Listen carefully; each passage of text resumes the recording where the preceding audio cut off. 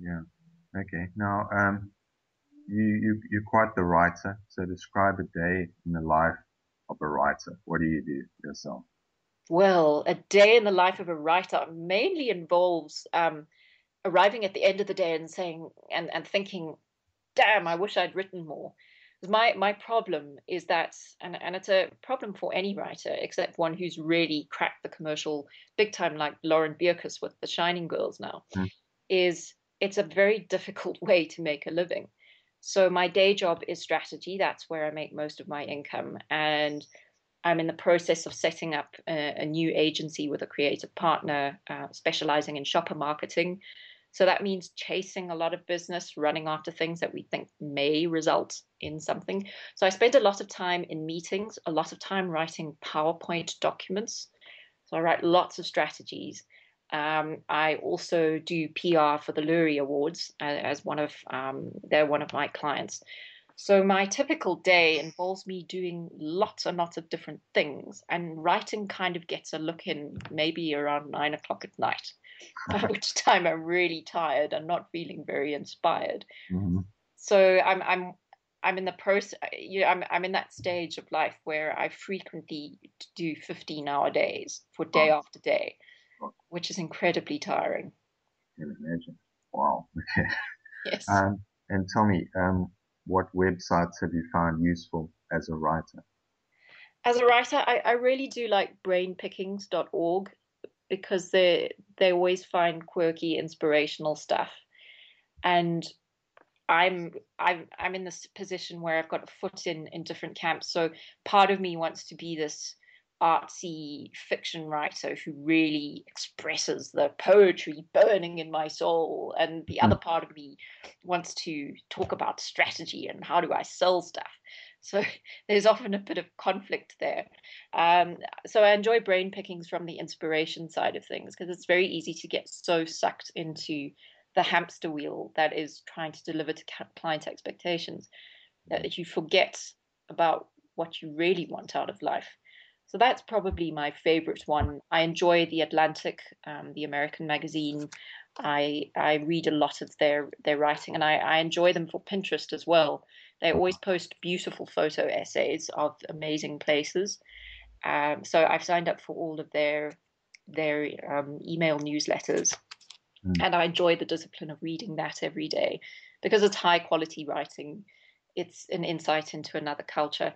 And I try to balance out. So, South Africa, it would be Daily Maverick, Uh, um, Business Day, or all of those. And then the US, it's primarily the Atlantic and the New York Times. In the UK, probably mostly the Guardian. uh-huh. Okay. Now, not many people know this, but you're actually a painter as well. So tell us a bit Yes. about your paintings and how did you get into it? And, It's quite a strange story, and in fact, I'm planning to tell it as part of my TEDx Johannesburg talk in August. oh, Uh, and one of my plans is I'm actually going to paint my talk as well as present my talk. I don't oh, think too many people do that, but okay. I paint with lipstick, and it started off completely accidentally in about 2002, so more than 10 years ago. And I was sitting at home. I'd quit my job in advertising. I was meant to be finishing my PhD thesis. I was procrastinating badly. And my then husband had gone overseas to look for work in the UK. So I was sitting at home alone, you know, unraveling slightly. And he was an architect, and he'd left all this cardboard that he used to build architectural models with lying around. And I somehow started playing around with it and lipstick, and discovered lipstick went on it really well, and it dried to a point where it was, it wouldn't come off too easily and you could frame it. So I started experimenting. I painted roses and apples and chilies, the obvious stuff. This Yeah, hey, yeah, yeah. it is red. And I kept at it for a while. It was a hobby. And then I got involved with a Land Rover campaign, and I painted a Johannesburg skyline in the campaign color, which happened to be bright pink. And that was lucky, really lucky coincidence. And from there, I started painting cityscapes. So the art went in a completely different direction. I did a solo exhibition last year, So I do cityscapes. I paint wildlife as well. I've painted quite a few rhinos. I've helped one of my clients, the SA Breweries Boucher Trust. I donated a painting of a rhino to an auction. Hmm. And what else do I do? I do all sorts of things. So I do quite a lot of fundraising with the art Hmm. now. So I donate paintings to Lawyers Against Abuse. I help them with fundraising and art auctions.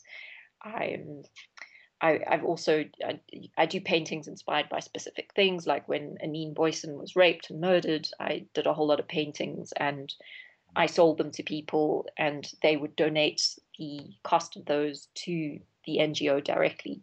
So at the moment, I don't have a lot of time for the art. Mm. It's a sideline, but I like to use it tactically to raise awareness of the causes that I'm passionate about. And it is a really nice way to express myself that doesn't involve PowerPoint and so it doesn't involve typing. Because I find the creative process when you write is very different from when you paint. Mm. Very, very different. Wow. And are you planning any exhibits in the future? Well, I've got a couple of options up in the air, nothing definite. And I'm still kind of deciding what direction I want to take the art in. Part of me wants to go in this really dark direction. I spent the last time I went away to a beach holiday, I spent my time photographing dead birds that had washed up on the beach because I want to paint It's them pretty morbid. and paint them in lipstick, which is Okay. interesting.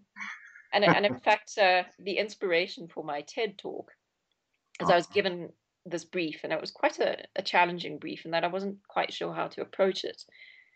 And then I had an idea for a new avatar on Twitter, so I painted my new avatar, and then somebody saw the new avatar and commented, "Oh, where's the chicken?" Because I'd painted an egg, Uh-huh. and I have a chicken in the photo in my Mail and Guardian thought leader profile picture.